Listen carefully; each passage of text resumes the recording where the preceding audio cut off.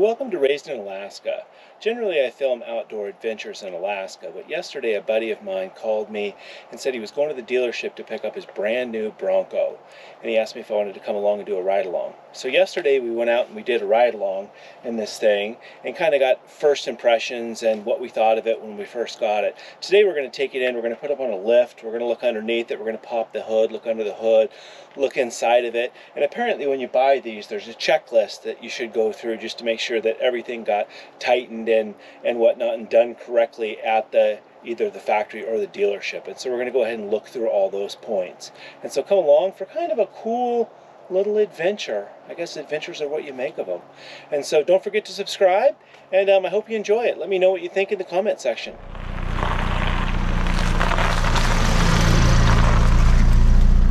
...2022 brand new Bronco. We're going to do a walk around. We're going to look at some features. There's a punch card list that you should look at on these brand new vehicles just to see, make sure everything got done correctly at the factory. And we're going to put up on a lift and take a look at the bottom of it and then look at the interior. So they found some that had not been painted. They missed painting the inside, like the door. Those dirty dogs. This one looks good.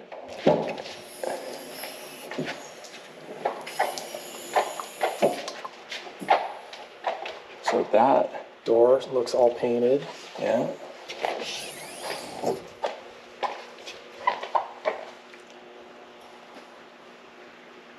And it looks like they got the jam there. And underneath there's all done. Good. Door jams all here look good. Yeah, good. The inside of the door looks good too. Yeah.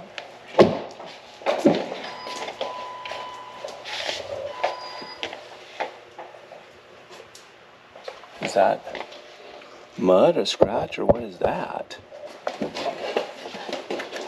That needs a touch up there. They dinged it. Passenger side open.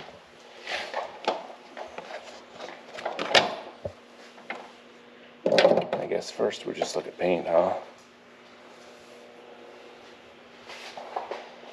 And they found some that this one actually has the sound deadening in it, so we can't see what's under there. That's a nice feature, though. And yesterday when we were driving it, or when you were driving it, I was riding in it. It was so quiet. And this is tell me about this engine again. This is the 2.3 liter turbocharged 4-cylinder. Same basic engine they put in the Mustang. Probably a little different top end because they're looking for more torque than horsepower. I was kind of expecting yesterday when you said 4-cylinder, I was thinking we'd pop the hood and it would just have enough space you could crawl in and around the engine, but it takes up everything that's in there. Yeah, well, and the V6 is a lot more crowded. That's why they're looking to place compressors under the hood, and so it's a little. K&R came out with a mount that you can do that mounts over here, because that's about the most open spot. So you got your pulleys here, radiator hoses. You just want to make sure that nothing is rubbing, no clamps are hitting the radiator or the pulleys, which this one looks good. Yeah, boy, the fan is up in here, electric fan. Gotcha. Yeah. Okay. The other thing, some people have had their radiator hoses, the clamps not tight, so they've had leaks. So those are good to check. The fuse box over here. Which removing it's pretty simple. They have the little unlock symbols up here. You just squeeze these tabs in together. And so these bolts here. 7mm.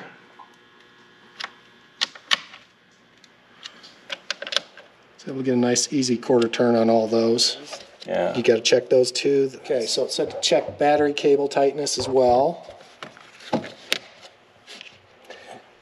Oh, so the box goes over the top of it as well. Okay, interesting. 10. Okay, so those all look like 10. When I grew up, everything on a battery was 1/2 inch. Sads me that they're going to start confusing us. And those are all tight. Nice.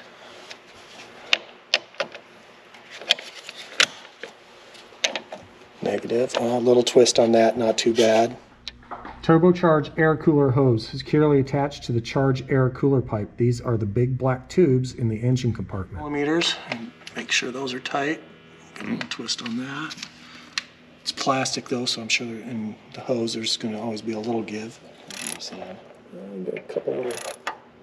Check tailgate window wires for proper routing, not pinched under plastic cap, and adhesion to defrost grid. So let's see, that's definitely tight. Come over here, goes into the cap, that looks good, not pinched. This comes all the way around, in here. Some of these have, I guess, delaminated from the window. This one looks, it feels smooth. Strut on the back window unglued from the hardtop. This is not bolted on, so it's just glued. So you need to make sure that that's not funky in any way, and it feels all nice and flat on this side. That one looks good, doesn't it? Yeah, that feels good too.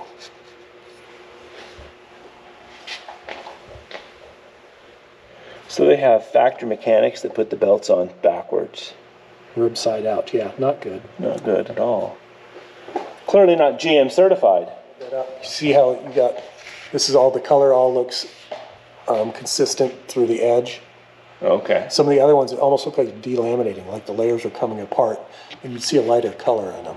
Huh. And then, like I say, I don't see any honeycombing on this hardtop anywhere. This is the second version. The first version, they had a lot of problems with, and they halted the production. And so a lot of people switched to soft tops. That looks even, right? Yeah. Pieces here around the shackle, so you don't see really the metal part of the bumper. This is the only plastic on this bumper here. This is the modular bumper. Is that an option? It is an option. Okay. The caps will come off on the end. This cap and underneath this piece come off, so you have more clearance into the wheel. Got all these bolts you can pull out, and they make like a bull bar you can put on, winch mount, body panel alignment, especially doors. You see when they were shutting it, the door was rubbing in here and rubbing paint off. These all seem aligned nicely. Once again, no paint rubbing here. The doors look like they're aligned nicely. And that in there is just a seat protector for the dog. Oh, nice. And then when you open them, the window does drop down automatically. So if you just pull it open real fast, it'll catch. Hood dents. Some people have had some dents in their hood. This one looks nice and smooth. It seems like. Now, how'd this one get up here? This one was rail initially until it got to Seattle, and then it came up on the ship. Okay. Well, the license plate bracket they provide you, they drill into this little fascia. So you want to make sure you ask your dealer not to do that. Oh, yeah, don't drill in my new vehicle. Right. Yeah. Which we will be putting on a different license plate mount that will use these bolts here. Someone had one of these shackles, and this hole was not drilled. It was solid. Huh. Well, we got holes in each one. That's nice. Rips, damage, stains. And again, this was, what'd you say, marine grade? Vinyl. Vinyl, so it's waterproof. So then this latch, latch, So, latch, latch. Latch like that. Twist. Twist. Twist. Then this panel Oh, comes look out. at that. And so here then, you'd have like T-tops. The second section is one piece. Oh, from one side to the other side. So you got to take that all off in one. And then it's got a roll bar. So we've taken the lid off of it so you can see right down into it. So it's like a convertible that way. And you can see the roll bar from here, which is nice. And then that back piece, not that I want to take it off, but that whole back piece comes off too? Yes, 4 bolts on each side. You can remove the back cap and just run with your front and passenger panels. But the rear passenger panel does attach to the back to keep it secure. So you really wouldn't want to do that at any kind of speeds.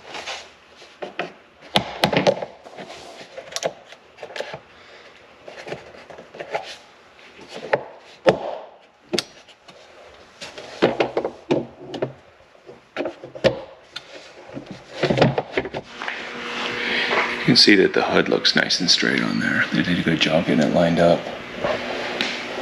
You can see the gap on the doors. All nice and even. Nice and even.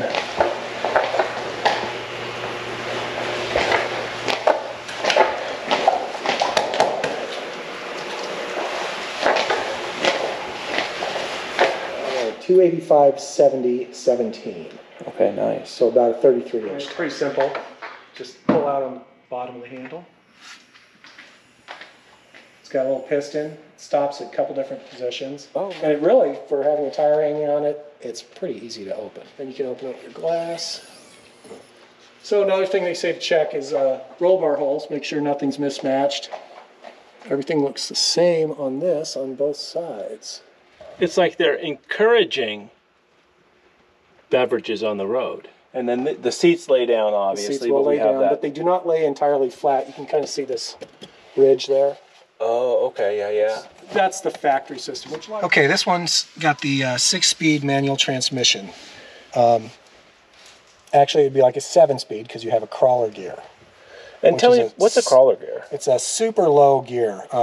Really can't use it on the road. It's more for off-road, driving very slow, crawling over obstacles, up rocks. Okay. And to access the reverse and the crawler gear, there's a little collar on the bottom of the shifter. You have to pull it up, all the way over, up for reverse, down for crawler. Okay.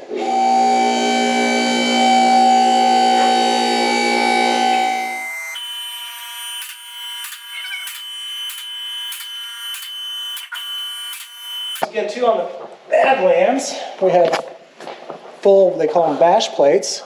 So you got one on the front, metal, not plastic, like on some of the lower trims. Comes all the way under. Protects, this is your electronic sway bar disconnect right here. Transfer case skid plate, and the fuel tank skid plate. Oh, that's pretty handy. So wow. That's all metal.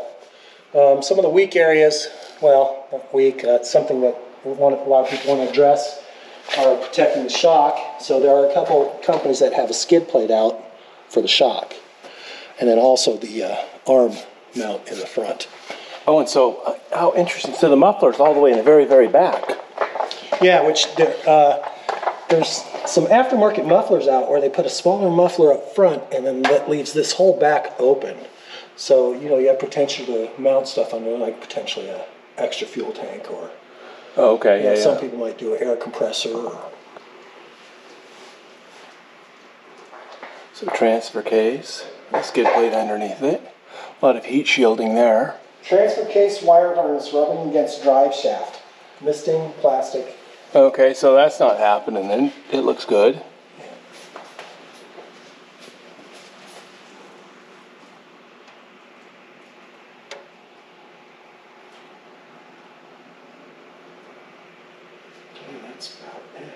Okay. You got the weights on this transmission, and because it's kind of cable actuated, you actually use weights to smooth out the shifting. We call these crash bars. You've got front and rear. Keeps the tire from intruding in on the... oh, yeah. When you lift or put a bigger tire on, you quite frequently have to remove these crash bars. Is that this is plastic? A fiber, yes. Oh, it's a fiber. So then you're not going to and then you see have to worry about the metal. Oh, look at that. And so you can disconnect your fender flare. Fender flare. We talked about that yesterday. And the Sasquatch model has a larger fender flare to cover the wider tire. And so if you put a wider tire on this, you could just change this out nice and easy by doing that. Yeah, or if you're off-roading, worried about breaking it, you just pull it off. Oh, that's interesting. Yeah. Okay, we're going to put on our front license plate bracket. I got an aftermarket one made by Archetype Racing so that we didn't have to drill into any body panels. So to do that, we're just going to remove these 4 Torx Plus bolts on the bumper. This is the modular bumper, by the way.